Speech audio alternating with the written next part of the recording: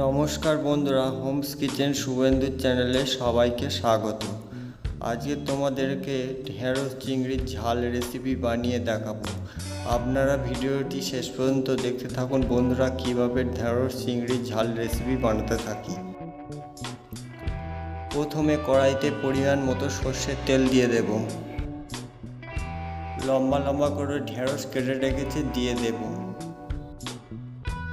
অল্প একটু হলুদ, অল্প একটু লবণ দিয়ে ঢেঁড়সটা সুন্দরভাবে ভেজে নেব।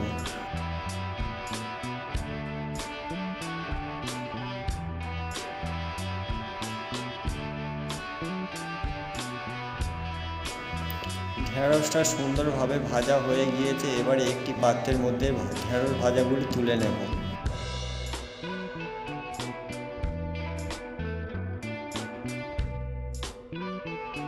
এদিকে চিংড়ি মাছগুলি কেটে ধুয়ে রেখেছি বাটির মধ্যে, তাতে লবণ, অল্প একটু হলুদ, অল্প একটু লঙ্কার গুঁড়ো দিয়ে চিংড়ি মাছটা মাখিয়ে নেব। চিংড়ি মাছটা সুন্দরভাবে নুন, হলুদ, লঙ্কার গুঁড়ো মাখিয়ে নিয়েছি। এবার তেলের মধ্যে ভেজে নেব।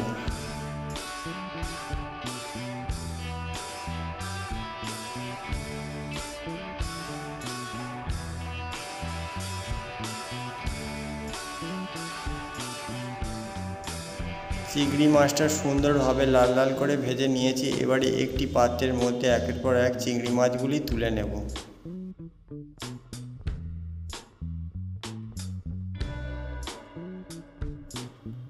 ওই কড়াইয়ের তেলের মধ্যে আর একটু পরিমাণ মতো সর্ষের তেল দিয়ে দেব। তার মধ্যে হাফ চামচ মতন কালো জিরে, একটা পেঁয়াজ কুচি দিয়ে ভেজে নেব। গোটা জিরে, আদা, রসুন একসঙ্গে বেটে রেখেছি, 1 চামচ মতন দিয়ে দেব। স্বাদ মতো লবণ দিয়ে দেব, হাফ চামচ মতন হলুদ, হাফ চামচ মতো লঙ্কার গুঁড়ো দিয়ে ভালো করে মশলাটা নেড়ে চেড়ে কষিয়ে নেব।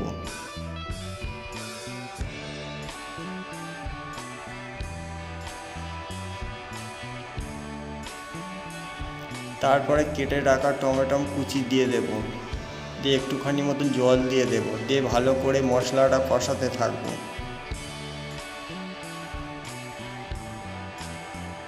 মশলাটা সুন্দরভাবে কষিয়ে নিয়েছি। এবারে ভেজে রাখা ঢেঁড়সটা দিয়ে দেব, দিয়ে ভালো করে একটু মশলার সাথে নেড়ে চেড়ে কষিয়ে নেব।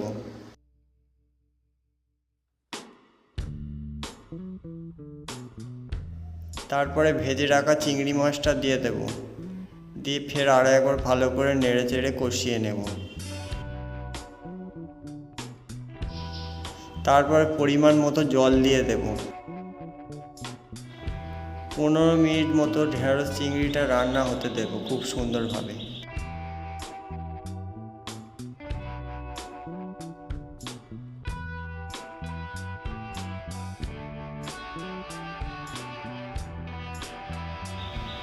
ঢেঁড়স চিংড়িটা সুন্দরভাবে রান্না হয়ে এসেছে। বন্ধুরা, এই ঢেঁড়স চিংড়ি ঝালের রেসিপিটি ভালো লাগলে লাইক, কমেন্ট, সাবস্ক্রাইব আর বেশি বেশি করে শেয়ার করবেন বন্ধুরা। আর হোমস কিচেন শুভেন্দুর চ্যানেলটির পাশে থাকবেন। এবারে একটি পাত্রের মধ্যে নামিয়ে নেব।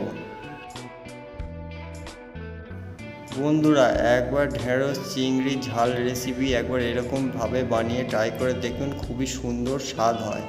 এটি গরম গরম ভাত দিয়ে খেতে খুবই ভালো লাগবে।